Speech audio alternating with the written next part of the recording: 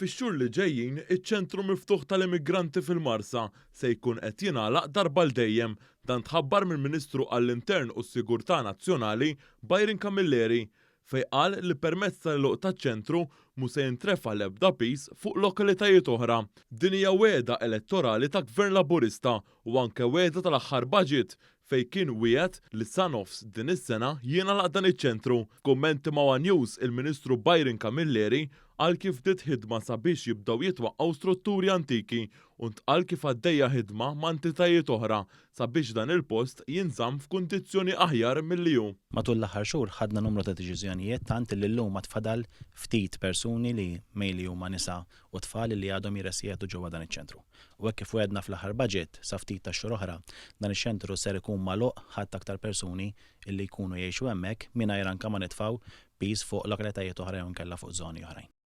Il-Ministru għall-Intern saħaq li hekk kif dan il-post se jkun qed jingħalaq se jkun qed jingħata lura lil Marsin f'qagħda ħafna aħjar milli hekk kif iż-żona se tkun riabilitata. Fl-aħħar jiem issa beda x-xogħol anke fuq ċertu strutturi li matul is-snin kienu vandalizzati jew inkella strutturi li mhumiex posthom hemmhekk, qed naħdmu anke jitfit mal-Kunsill Lokali tal-Marsa għaliex l-għan tagħna huwa li dan il-post jerġa' jingħata lura lil Marsin anke biqbil u anke bisħab mal-Kunsill Lokali tal-Marsa. Fuq il-post ukoll hemm it-tram l-antik illi issa ħajkun qed jinkixef la darba anke jaqgħu dawn l-istrutturi u informat ukoll li hemm ħsieb illi anke dan it-tram ikun restawrat sabiex ikun jista' anke jitgawda mill-poplu Malti Wawġi.